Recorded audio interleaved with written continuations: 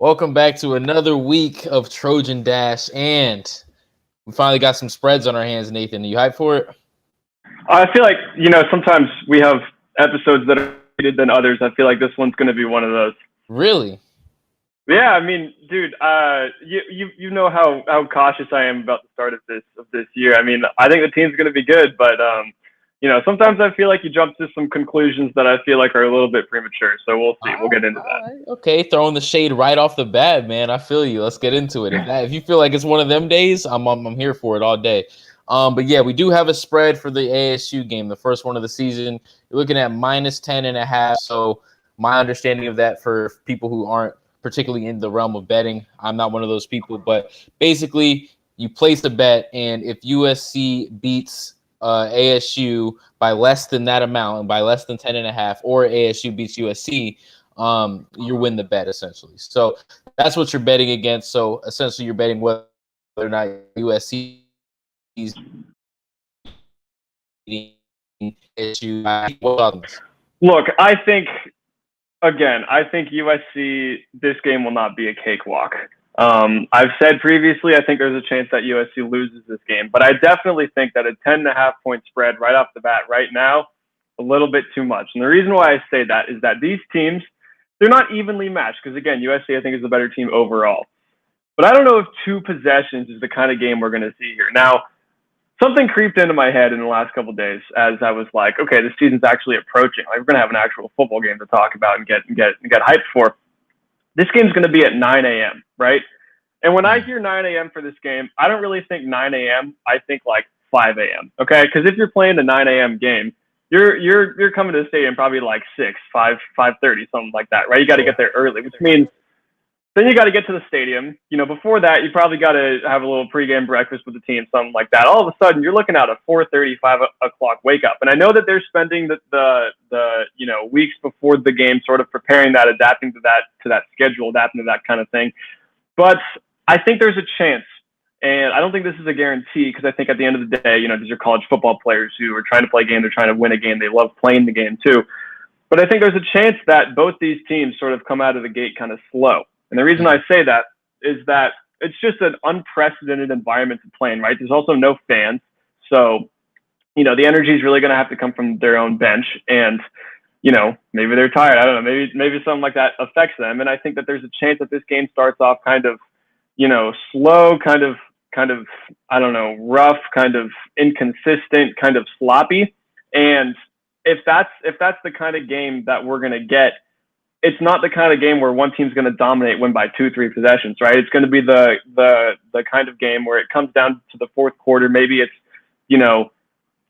20-17 going into the fourth, and one team ends up pulling ahead by 3 or 4 points. But I think if that's the case, and I think that that's very, very possible, I don't know if placing a bet on SC to win this thing by at least 11 points, which is a pretty significant win against a team that I think is pretty good in Arizona State. I don't know. Well, I'm with you in the sense that it could very well easily see a slow start, right? First game of the season, like you said, you're playing in the morning. They are trying to get used to that, but no one likes getting up at 6 o'clock in the morning to go do anything.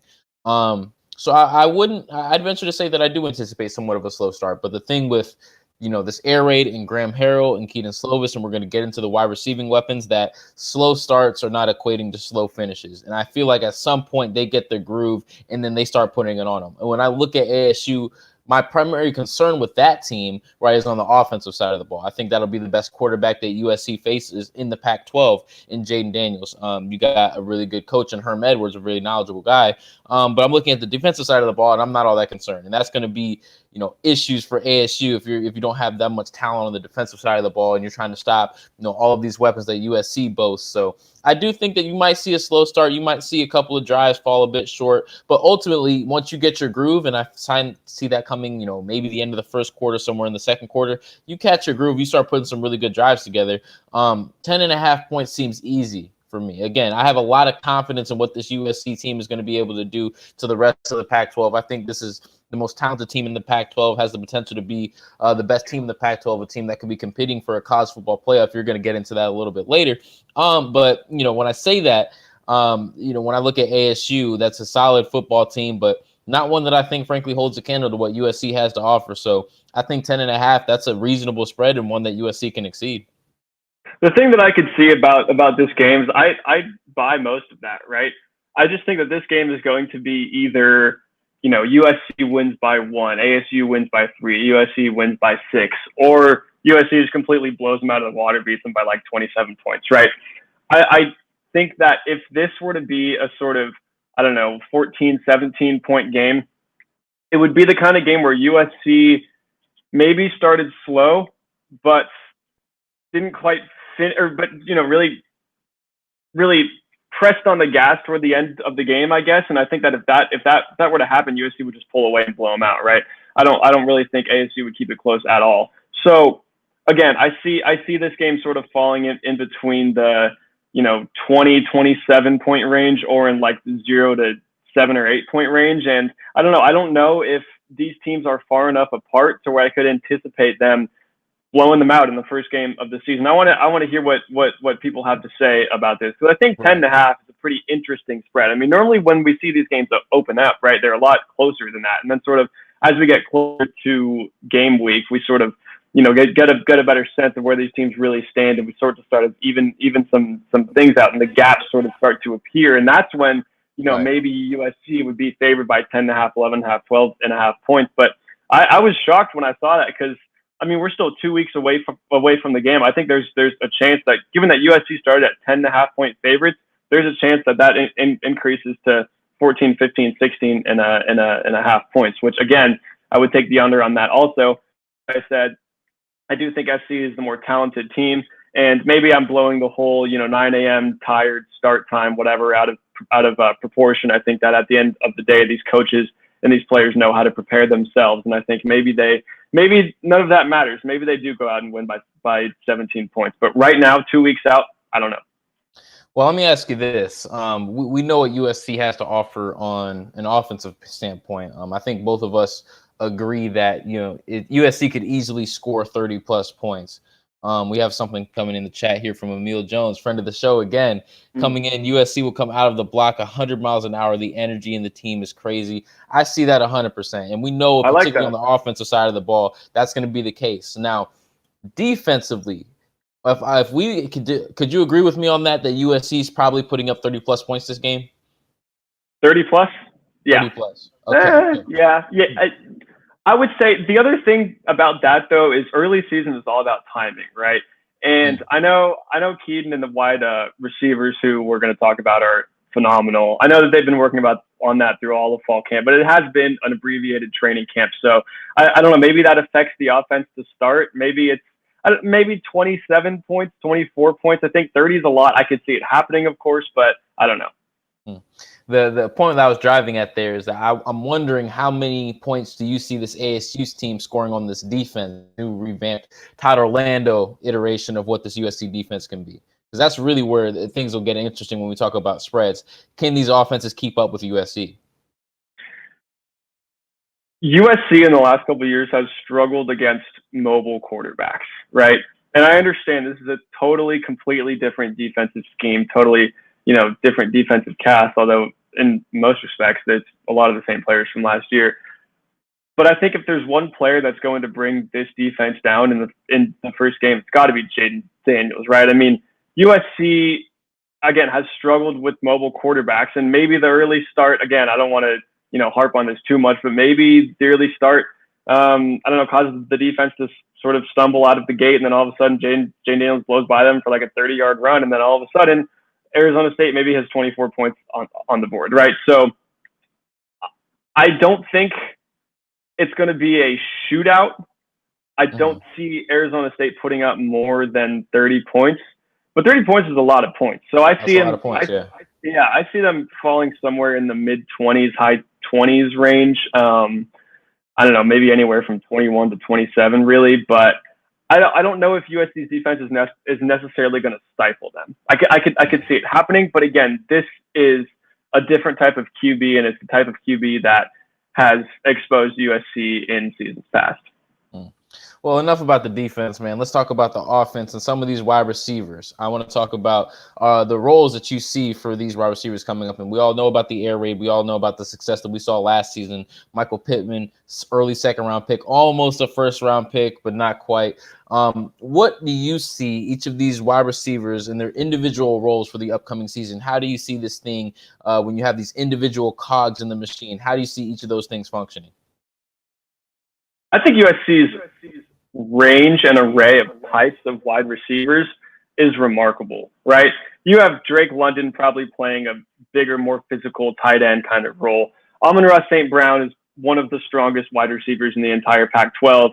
Drew McCoy might be just as strong as him. He hasn't even proven it yet. Tyler Vaughns is probably going to play more of a, Michael Pittman type role where he's, running deeper routes. He's making more of those contested catches, which he does so well.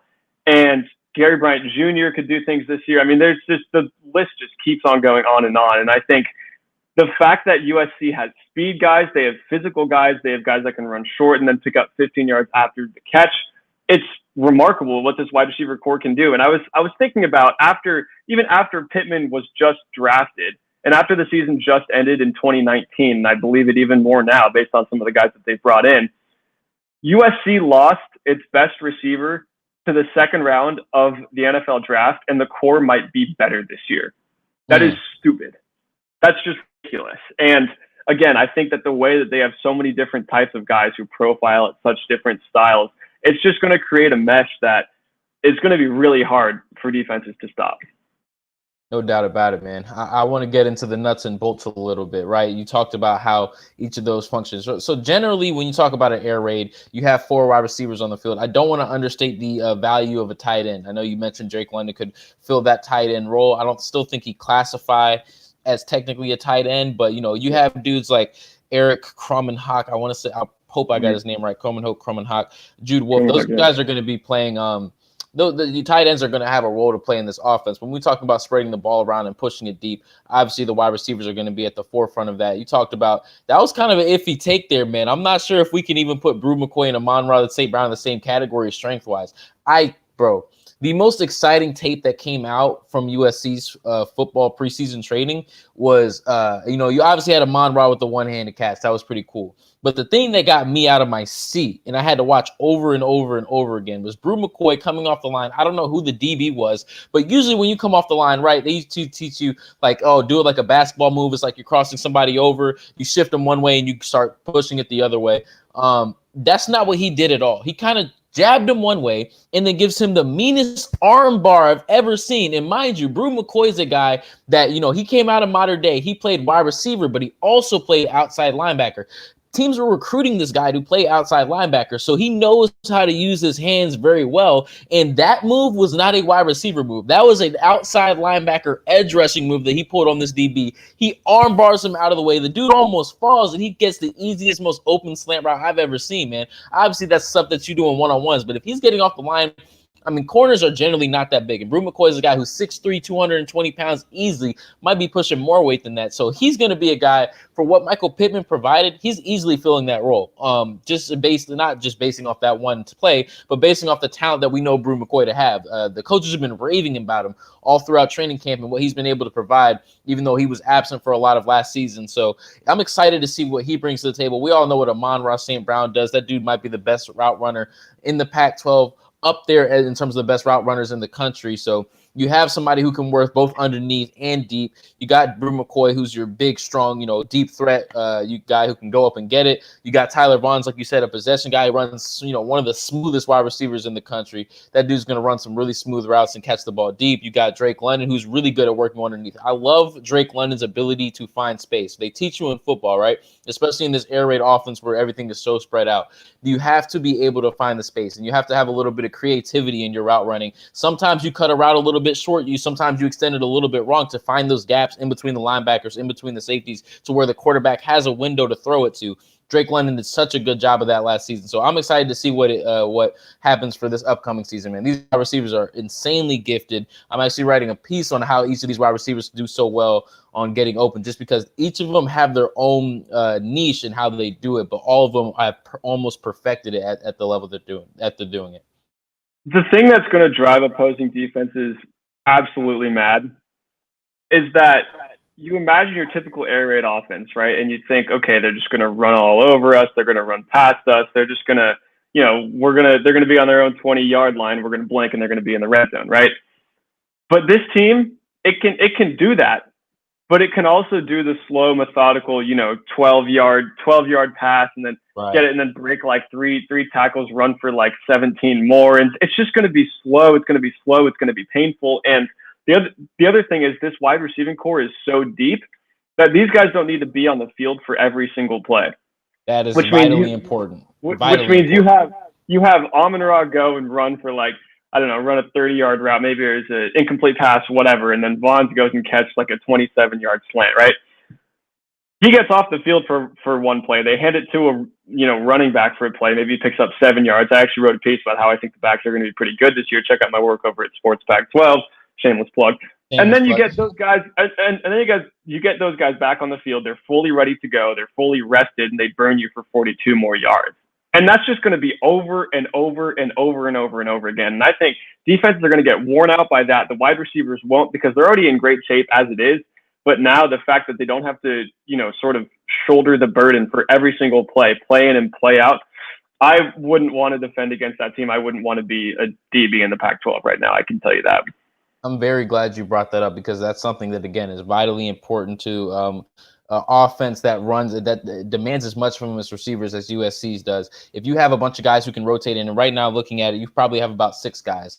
Kyle Ford's a guy that can play both inside and outside, so you have some flexibility there in terms of moving pieces around and not losing a whole lot on the field when you do so. So you do get to have guys fresh, which is going to be extremely important. When you get DBs out there and you have them gassed, the only problem is when you move guys in and out, that gives the defense a little bit of time to rest and reflect and keep them on their heels. But, we saw last year that when they have defenses on their heels, they don't need to sub in and out, right? We saw Michael Pittman, we saw Drake London, we saw Amon-Ra, we saw Tyler Vaughns. They stayed very well on they stayed very engaged in the game. They didn't get gassed easily. And I'm fit to imagine that that's probably going to be the case again, but you do have that option when you do need it. You're right. That is 7. I'd missed out on Jack Webster. That's a guy who actually walked onto the team. And that's a really fast guy. I remember looking at his track and field times. He was running in the 10s in high school, which is pretty ridiculous. So that's another guy who might have something to say in terms of his ability to participate on the field and contribute. So yeah, this wide receiver core, man, it's definitely going to be one of the top ones in the country, if not the top one in the country. I'm excited to see what happens. Yeah, and I mean, the other thing too is you have a quarterback that knows these guys, and he can throw them open, right? You talk a lot about, does the quarterback make the receivers better? Does the receivers make the quarterback better? In this case, it's both. And you have that guy, the individual talent that he is, and then this group, the collection of individual talents that they are, and you put those together and you get like a 1 + 1 is, 29 kind of thing. It's going to be ridiculous, right? You put those powers together, this offense is going to be dynamic. And the running backs.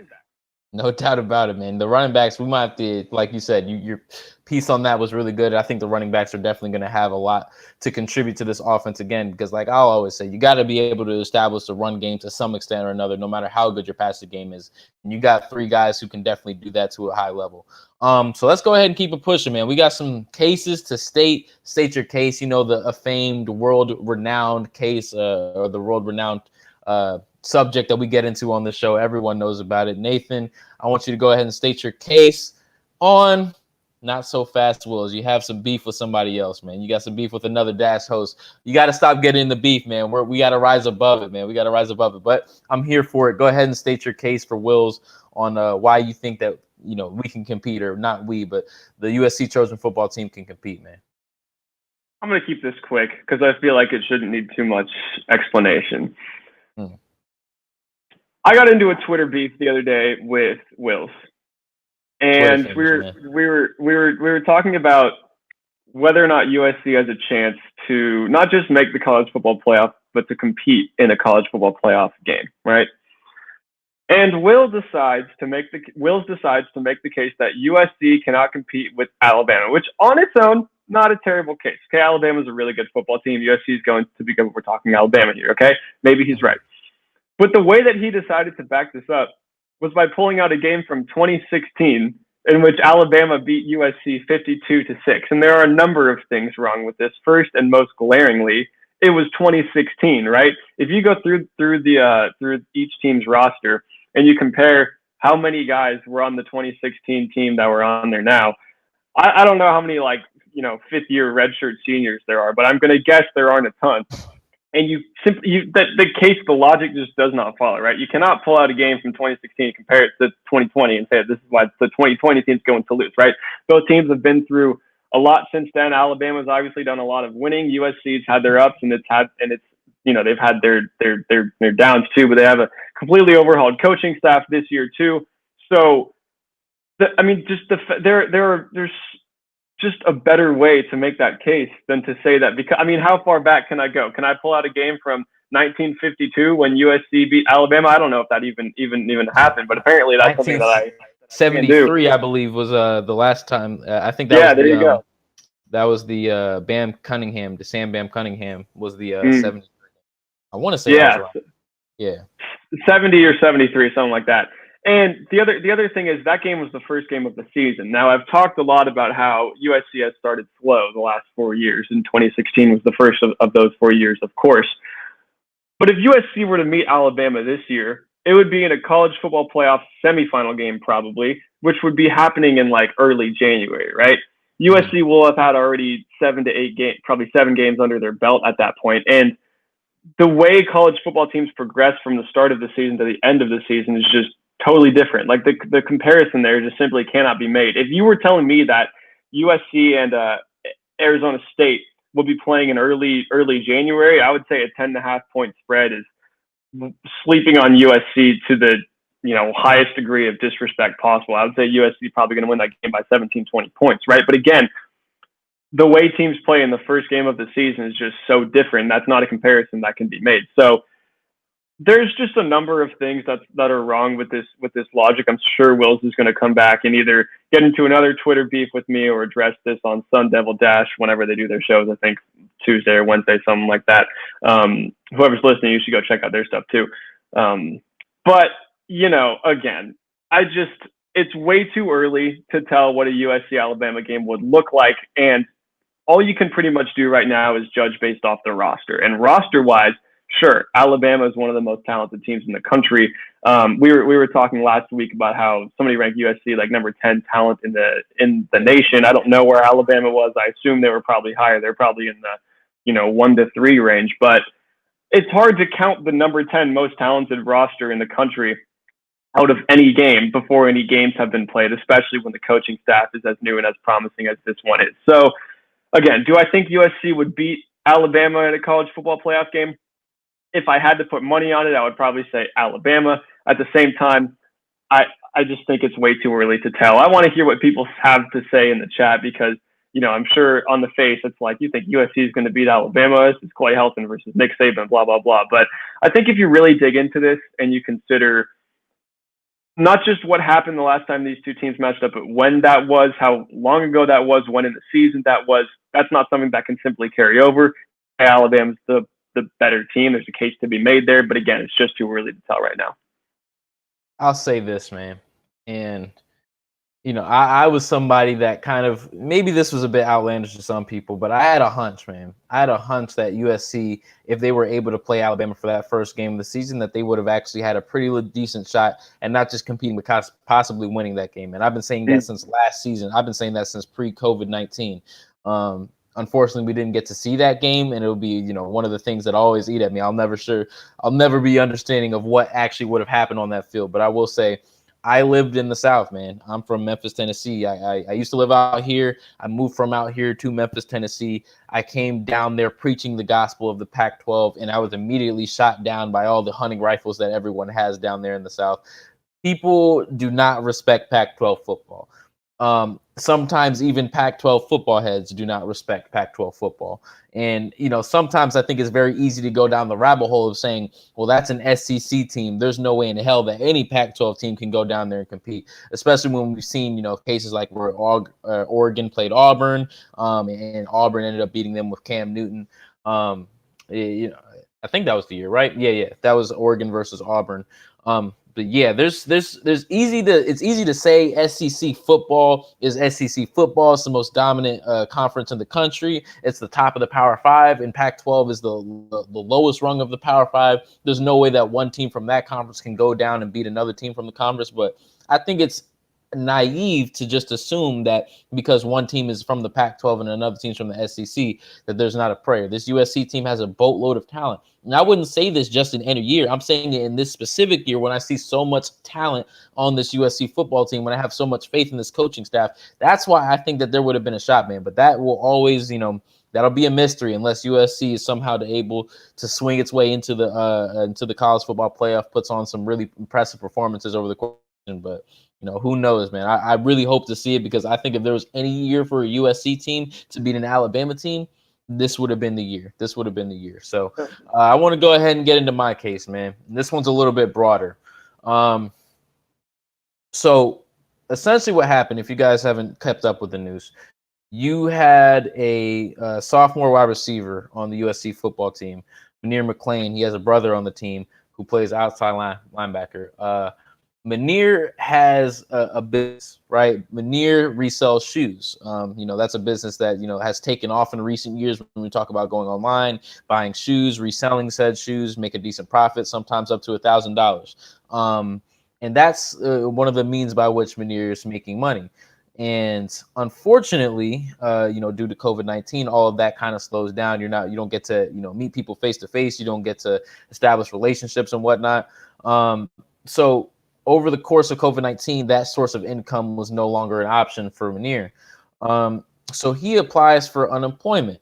I'm not sure whether or not he was aware of the stipulations surrounding that, but he applies for unemployment and he receives it. And, eventually people catch wind of this, and now it's an issue. He's currently suspended from the team, from all team activities. It's been a whole thing where you had to have federal agents interviewing him, interviewing his brother, interviewing his teammates. And I look back at this whole situation, man, and I'm just like, what the hell? What are we doing?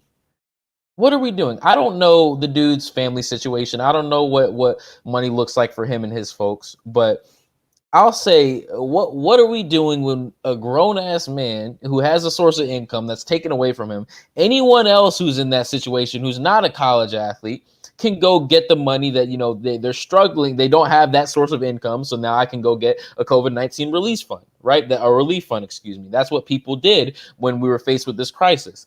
But somehow collegiate athletes are not allowed to do that. And time and again, when I look at how the NCAA conducts things and I look at how these things are treated, it just does not make any sense. Why can grown folks not do grown folks things? It's so much of their identity, to reasons that are beyond me, is attached to the sport that they play, when that's not the case at all. These are not just athletes. These are not just football players. Whatever sport a collegiate athletes play, that's not who they are. They're not making a dime off of what they do on that field, because the NCAA does not allow them to profit off of their likeness at this point in time. That's coming very soon, but we're still not there yet. So if he's not to profit off of his likeness, and he's in a situation where he needs money, what are we going to tie this dude's hands to the chair and say, well, okay, we're just not going to have any money for you, and we're not going to, since you don't have the means of making it yourself, we're going to let this dude, not have a means of making money? It doesn't make sense, man. It has to change. It makes no sense to me that a dude like that, who does something as innocent as file for COVID relief funds, has to go through the ordeal of having his folks talk to federal agents, having to, be lectured about ethics and whatnot. When we talk about ethics, what's ethical about this on the side of the NCAA? Talk to me. That nothing is ethical about that. So when we talk about this, and this is why I really have a strong disdain, because when we talk about these young black athletes and people talk about the NCAA, sometimes I forget where I heard this, but I think it was actually Professor Ben Carrington. He said that NCAA collegiate sports have a whiff of the plantation. It's not exactly slavery, right? But when we talk about, hey, we're going to give you, a place to eat, a place to sleep, and we're gonna do that for you at the expense of you putting your body on the line for my profit. it catches a whiff of the plantation. And this is just another example of that, man. Let the dude get a COVID relief 19 fund, man. If you're not going to step up as an organization and advocate on behalf of your players and allow them to or give them a platform upon which they can use their own stuff to make money, you're not going to give them, as much money as they're making for you. At least let them get it for themselves, man. That's what all I got to say. That was an extremely frustrating thing for me to read. I have no fault to Munir McClain at all. I completely understand the decision on his part to do something that people across the country have been doing, and it's just frustrating. That's all I have to say on that. Yeah, and the thing that gets me is that he wasn't even violating any NCAA rules, right? They say, which they're stupid rules in and of themselves, right? They say they can't use your talent, you can't use your name, image, or likeness to promote something that's like related to your sport. You can't, you have this incredible ability and you can't use that to profit. He was just like reselling sneakers, and now he's into this whole FBI ordeal. It's just wrong. It's just wrong, man. I could talk about it all day, but unfortunately, we're out of time here on Trojan Dash. Thank you all so much for tuning in. Emil, I got to give you a special shout out. You've been tearing up the chat, man. I appreciate all of the love, man. As always, you all should go check out the Sports Pac-12 partnership that we have going. All of our Dash writers are doing great jobs over there, putting out exceptional columns. Also, go check out the social media at Dash Sports TV. That's on Instagram and Twitter and TikTok, I guess. I'm not really involved in that. And then also go check out the website, dashsports.tv, for all of the exclusive content that, is elongated or condensed. Go check all of that good stuff out. Thank you so much for tuning in, and we'll see you next time.